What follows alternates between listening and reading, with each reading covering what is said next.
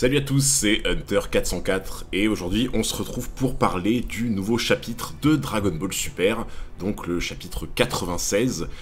Et voilà, il y a pas mal de choses à dire mine de rien, que ça soit en bien comme en moins bien, et on va voir ça tout de suite. Pour ceux qui suivent un petit peu mes lives, on avait déjà parlé pas mal de fois de Dragon Ball Super, vous savez ce que j'en pense globalement, il y a pas mal de choses que je trouve cool et d'autres non. Et pour le coup, l'arc actuel, je l'ai déjà dit plein de fois, mais honnêtement, il me fait peur parce que je me dis, mais où est-ce qu'on s'embarque concrètement? Parce que, franchement, je veux dire, il y a des bonnes idées à exploiter dans Dragon Ball Super, mais déjà, juste le délire de Cell, Cellmax, etc., remettre Gohan et Piccolo sur le devant de la scène, pourquoi pas, mais déjà, tu sens juste ce truc de réchauffer, et moi, perso, ça me saoule un petit peu. Alors, ok, on voulait voir un peu moins Goku et Vegeta au centre de la scène pour justement laisser s'exprimer un petit peu les autres personnages. Mais bon, je veux dire, là, c'est pas une formule qui a l'air de vraiment marcher. Moi, honnêtement, sur cette saga, je sais pas trop quoi en penser. Pour parler plus précisément du chapitre, s'il y a des points positifs à dire déjà, c'est que pour le coup, l'apparition de Piccolo Orange, qui on avait déjà vu un peu à la fin du 95 remonter cette espèce de cratère comme ça, et là, on le voit plus précisément, c'est vrai que l'apparition de Piccolo Orange, elle est stylée. Ça, on peut pas l'enlever, elle est stylée. De toute façon, Toyotaro, honnêtement, je trouve qu'en dessin, c'est plus ou moins de mieux en mieux. Enfin, je trouve vraiment... En tout cas, il y a certains chapitres où vraiment, je me dis, ah, c'est propre, tu vois. Genre, il y a un truc, en fait, tu vois. Et je me dis, bon, les dessins, vraiment, c'est clean. Piccolo Orange, d'entrée, est clairement classe. Vraiment, sur ça, pour moi, il y a vraiment rien à dire. C'est vraiment cool, je trouve. Et même en soi, je trouve que l'apparition de Cellmax, même si je suis pas très fan de cette idée d'antagoniste, de recyclage de Cell, etc., l'apparition de Cellmax, franchement, ça va. Ça te fait un peu flipper avec cette espèce de grand cri. Il sort d'un seul coup, pareil, du cratère, enfin de l'espèce de laboratoire. L'apparition est assez stylée, voilà. Mais bon, pour tout ce qui est des points forts, enfin, entre guillemets, des bons trucs de ce chapitre, eh ben on a fait le tour. Parce que pour parler des trucs, où on va rentrer un petit peu plus dans le sujet, pour parler des trucs justement qui font un peu mal, et vraiment moi qui m'épuise au plus haut point, c'est déjà en premier lieu, Gohan, il est systématiquement tourné en ridicule. Et ça, perso, ça me gave de fou. Quand à la base t'es un fan de Dragon Ball, et surtout Dragon Ball Z, je veux dire, Gohan, c'est autre chose que ça, quoi, tu vois. Je veux dire, même Gohan petit... Bien sûr qu'il y avait des moments de drôle, etc. C'est la base même de Dragon Ball. Dragon Ball, ça a toujours été un manga où il y a un humour absurde. C'est pour ça qu'on l'aime. C'est un peu un humour à la One Piece également. Mais, je veux dire, là, en fait, c'est plus de l'humour en mode léger. Je veux dire, là, c'est du forcing, c'est des running gags à la con. Je veux dire, le running gag de Gohan avec les lunettes sans lesquelles il voit rien et tout... Putain, mais on souffle, quoi. On souffle. Putain, ce personnage, il mérite mieux que ça. Merde, quoi. Genre, je veux dire, au bout d'un moment, quand on voit que Gohan, il y a Krillin qui lui parle, il est à côté de lui, et ils refont le gag de « T'es qui, toi ?» Putain, mais sans déconner. Genre, je veux dire, déjà, de 1, il est censé sentir les auras, donc même si il n'arrivait pas à voir qui est à côté de lui, il doit sentir l'aura de Krillin, donc il doit savoir que c'est lui. Et puis, Krillin lui parle... Je veux dire, Gohan, il connaît limite Krillin mieux que son père. Je veux dire, il connaît Krillin, mais c'est une des personnes qui connaît le plus, en fait, Krillin, avec qui il a passé le plus de temps. Je veux dire, sa voix, il la connaît par cœur. Alors franchement, cette espèce de touche d'humour en mode nous faire croire que Gohan, il voit tellement mal quand il pense Super Saiyan qu'il reconnaît même pas Krillin qui lui parle à côté de lui. Non, ça, vraiment, pour moi, c'est pas de l'humour, c'est juste lourd. Et c'est nul, ça a rien à faire dans Dragon Ball pour moi. Et au-delà de ça, je veux dire, ça passe par plein de trucs à la con, mais tout ce délire où avant, bah tu le voyais en mode, il sort jamais de chez lui, il passe pour un gros nerd qui est tout le temps sur son boulot, qui limite s'occupe même pas de sa fille Pan, qui en a un peu rien à foutre de tout, qui est centré dans son boulot. Oui, Gohan a toujours voulu être savant, il a toujours voulu bosser, etc. Oui, il veut pas se destiner à de la baston et il veut être un scientifique, d'accord, on a compris. Mais ça, c'était léger dans Dragon Ball. Là, il y a un espèce de forcing de ouf en mode, t'as l'impression que le personnage Toyotaro, il le sort du lit, quoi. Franchement, en fait, ça rend ouf parce que t'as l'impression que limite Gohan, il a rien à faire là, quoi. Tu vois, c'est vraiment, moi, ça me fait de la peine. Parce que même, ça se voit dans des postures, tu vois. Cette posture où Piccolo, il se débarrasse du premier Gamma, et qu'il dit à Gohan, ouais, tu peux arrêter le combat, et que tu vois Gohan qui est en train de se battre avec le Gamma, et qui est en train de lui ouvrir la bouche, quoi. Non mais, enfin, sérieux, quoi. Je veux dire, honnêtement, même dans Dragon Ball, même dans l'humour de Dragon Ball du début, parce qu'au tout début Dragon Ball, dans les premiers tomes, tu pouvais pas faire plus qu'en humour dans tout Dragon Ball, c'est vraiment là où t'avais la concentration d'humour, quand Goku était petit. Même ça, ils auraient pas osé, quoi. Enfin, je veux dire, au bout d'un moment, Gohan qui se bat, entre guillemets, avec Gamma en lui écartant la bouche, quoi.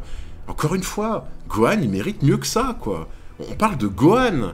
Gohan qui a sauvé la Terre en Super Saiyan 2 devant Cell, qui était badass, qui s'entraînait dans la salle de l'esprit et du temps, qui était humble, qui était calme, qui respirait cette espèce de truc des nouveaux Saiyans qui émergeaient et qui avaient cette prestance, quoi. Là, on n'a plus ça. Et puis bon, pour revenir sur ça, sur ce Gohan qui tourne en ridicule, même le passage où Piccolo lui passe le Senzu, et là, il arrive pas à le choper, et hop, ça tombe dans la fissure, quoi. Je veux dire, oui, alors il y en a certains, ils vont me dire, ok, ça fait partie de l'humour, un peu comme quand Gohan, genre, il réussit pas à récupérer le Potala contre Boo, et que du coup, ils sont sur le point de se faire absorber. Mais ça, pareil, enfin, au-delà du fait que c'était un tout petit truc d'humour à ce moment-là, là c'est surtout que Goku il lui a balancé le Potala en mode débrouille-toi. Là c'est même pas la faute de Gohan, là c'est vraiment en mode il lui a lancé le Potala, Gohan il était en mode oh putain qu'est-ce qui se passe, et là il voit le Potala qui tombe. Là non quoi, juste là on est encore dans un énième truc de ah Gohan c'est rigolo, il arrive pas à bien voir, du coup il prend pas le Senzu, il le fait tomber. Ça suffit, juste laissez Gohan tranquille en fait. Bon, maintenant que j'ai été un petit peu aigri, et je m'en excuse, parce que je vous avoue que voir lentement le personnage de Gohan se faire lentement étirer dans tous les sens, en mode on décapite le personnage, moi ça me saoule. Mais bon voilà, je vais essayer d'être un peu moins écrit maintenant, et plus parler d'un truc que j'ai trouvé bizarre, parce que, en fait, les gammas, enfin, à part si je me trompe, hein, mais les deux gammas, on est d'accord que ce sont des androïdes artificiels. Genre, ils sont comme C16 pour moi. C'est-à-dire qu'ils sont pas faits à partir d'humains comme C18 ou C17. Donc, enfin, il me semble, hein, dites-moi si je me trompe en commentaire, mais moi, il me semble qu'ils sont complètement artificiels, donc ceux qui sont créés par le Dr Edo. Et le truc, c'est que c'est déjà quelque chose que j'arrivais pas à comprendre dans Dragon Ball, de base, mais j'arrive pas à comprendre ce passage où les gammas se rendent compte petit à petit que le camp du mal, c'est celui de Edo et du mec, là, je sais plus comment il s'appelle, le milliardaire, et le camp du bien, c'est Piccolo Gohan. Et petit à petit, en fait, l'un des deux gammas se rend compte en mode, et à un moment, il désarme, en fait, le mec qui veut tirer sur Pan, en disant, je viens de me rendre compte du camp du bien et du mal.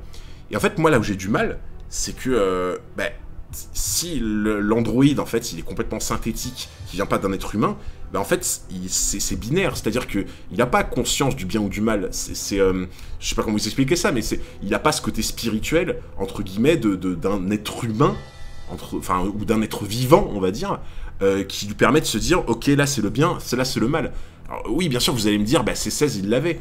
Mais en fait, justement, moi, C16, c'est ça que je comprenais pas dans Dragon Ball. C'est que C16... déjà, là, ce qui était bien sur le personnage de C16 avant, c'est que on te faisait comprendre que contrairement à C17, C18 qui était un peu là en mode on veut un peu faire ce qu'on veut, on veut se balader, faire les trucs qui nous plaisent. C16, tu voyais bien que il avait une mission, éliminer Goku, tu vois. Et qu'en fait, sa mission, tu lui demandais pourquoi il faisait ça, c'était non, je suis créé pour ça, tu vois. Tu voyais vraiment que C16, une partie de ce qu'il était, c'était vraiment du robot. C'est genre, j'ai une mission, je la fais, basta, tu vois. Et après, effectivement, le côté, il aime la nature, il distingue le bien et le mal avec Cell à l'époque, etc. Le truc qu'il dit à Gohan. Là, oui, à ce moment-là, tu te dis... Enfin, moi, je trouvais ça bizarre. Je me disais, s'il est totalement synthétique, il est pas censé avoir cette espèce de discernement bien-mal. C'est pour ça que les gammas, je trouve ça bizarre, en fait. Je trouve ça bizarre qu'en fait, ils se comportent vraiment comme des humains, alors qu'à la base, ils sont complètement synthétiques. L'autre truc que j'ai trouvé bizarre aussi, c'est pour tout ce qui est Cell Max. Alors, même si son entrée est stylée, le truc que j'ai pas compris, c'est... Bon, ça, on avait déjà vu ça dans le film, forcément, mais pourquoi ils ont pris le design de Cell seconde forme?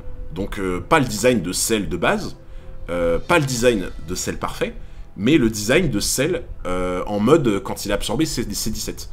Ça, je vous avoue, j'ai pas compris. Je me dis, bon, est-ce que c'est... Le seul truc que je me suis dit à ce moment-là, c'est que ce Cell-là, quand il a absorbé C17, c'est le Cell qui est le plus costaud, le plus gros, qui est le plus imposant, tu vois, en mode, il fait vraiment bestial, quoi. Donc je me suis dit, vu que Cell Max, il est immense, qu'il est censé être un espèce de monstre en mode sans conscience qui balaye tout, je me suis dit, est-ce qu'ils ont pris ce design exprès pour donner un côté bestial à Cell? Je sais pas, mais en tout cas, j'ai trouvé ça bizarre, je me suis dit, peut-être que c'est pour lui donner cette espèce de côté, tu vois, il s'énerve, il contrôle plus rien, mais ça aurait pu le faire dans la première forme aussi. Et dans la dernière forme, ça aurait pu plus représenter celle. Enfin, j'ai pas trop compris pourquoi. Et enfin, la dernière chose que moi j'ai pas trop non plus compris dans ce chapitre, encore une fois, c'est pour ce qui est de Goten et Trunks, parce que, ok, en fait, le fait que Goten et Trunks prennent un peu la relève en mode c'est devient des super-héros, un peu comme l'a fait Gohan et tout, ça, à la limite, je trouve ça normal, parce que dans l'idée, bah, les jeunes, et surtout les jeunes Saiyans comme Goten et Trunks, bah oui, ils ont ce truc de faire respecter la justice, c'est normal, tu vois, surtout quand ils ont un genre de grand frère dans l'idée, un peu comme Gohan qui l'a fait avant eux, c'est un exemple pour eux, donc ils vont faire la même chose, donc ça, y a pas de souci avec ça. Par contre, le délire, c'est quand ils utilisent leur combinaison, là, de Saiyaman 1, Saiyaman 2, etc., en fait, c'est un peu une genre de nouvelle tenue de Great Saiyaman qu'avait Gohan. Et là, ce que je trouve dingue, c'est que, ben, genre, ils sont là en mode, ouais, c'est trop bien, nos tenues, elles sont trop stylées, j'adore et tout. Alors que dans Dragon Ball, quand Bulma avait donné la tenue de Saiyaman, enfin de Great Saiyaman à Gohan, tu voyais vraiment que Trunks, alors qu'il était plus jeune, hein, c'est ça qui est fou. Il était plus jeune et il était là en mode, bah ouais, enfin finalement moi j'en veux pas.